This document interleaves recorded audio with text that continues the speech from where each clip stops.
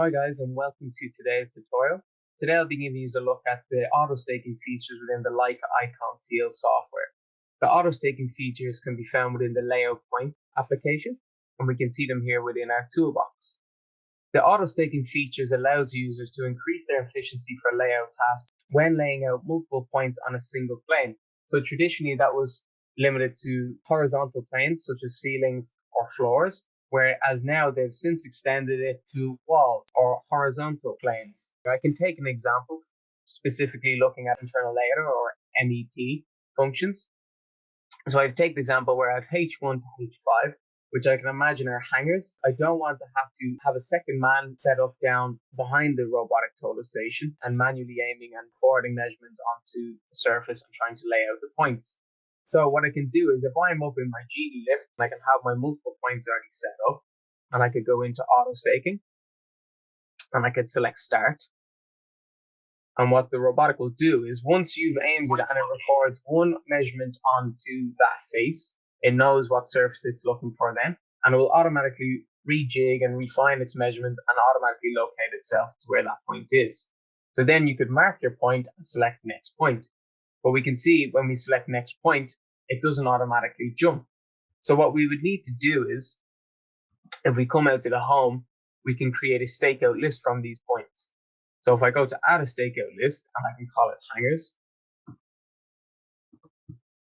I go next. I'll say select them from my job, or again, you can see there, you can select them from where the points are coming from. So if they're points you've generated by offsetting off a line, or if it's actually imported points that have already created in CAD and you want to import them in, so you define where they are. I can find the range is H1 to H5. And I also know that they have a code of hanger. And I select next.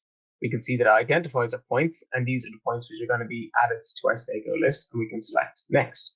It's a good habit to get into used to and using the stakeout list, because you can see there we have a percentage bar. So if you want to actually create multiple stakeout lists at the start of the job, you'll be able to see and track the progress actually in a percentage. Select into the stakeout list and I'll actually have them marked once they've been staked. So again, it just makes it easier for your red line and then tracking the progress on the site. So once we have them selected, if I come into layout points, if I go into my toolbox and I disable auto staking for the moment, within the toolbox, we can see we've auto point selection. We want to turn this on and we will select next from list. But again, you can see you have three options here to choose from. So I'll go next from list, select toolbox, and then auto staking. Now if I select H1, again, remember you'll have to turn your total station for the first observation and record one measurement onto the plane where you want to mark that point. Point located. The robotic will automatically navigate itself to there.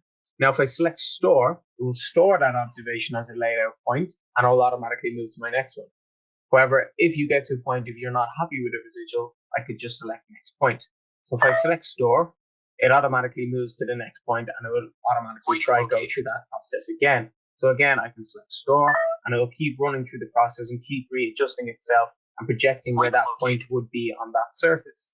You might have an instance where we can't exactly get onto that point where there's an elevation difference, but it will still get to where that point is in the plane relative to that point. So it's a projection of that point down. So you'll still be able to lay it out even if it comes out with an error in the elevation. We can see there once we're in here as well, we could actually go to stake to wall. So you have that function now, as I was mentioning earlier, now to actually do this auto staking process to a horizontal plane.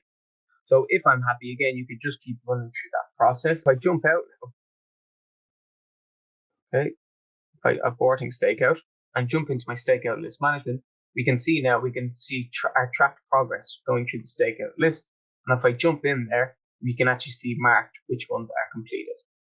Okay. And like all stakeout tasks, we would be able to produce a report. Okay. So I could come in and I could select a stakeout report and have that all exported out into a nice PDF format, nicely configured for my own personal use, which you can see there yourselves, guys. Okay, so the deviations in height, easing and ordering with CR0. So it worked out nice and well. So guys, that's the auto staking features within the Leica iCON software. If you have any further questions relating to this, please feel free to get in touch.